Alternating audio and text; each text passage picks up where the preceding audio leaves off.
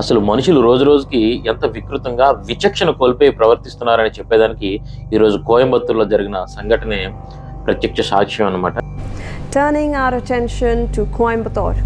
A man in Coimbatore allegedly killed his wife over the suspicion of an extramarital relationship and then posted a chilling selfie with her body.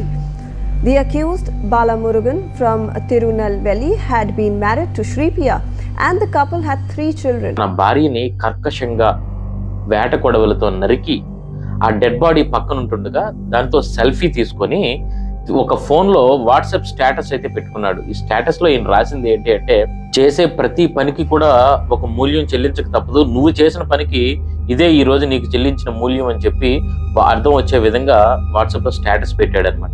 On the day of the incident, he went to the hostel where she was staying and asked her to come with him.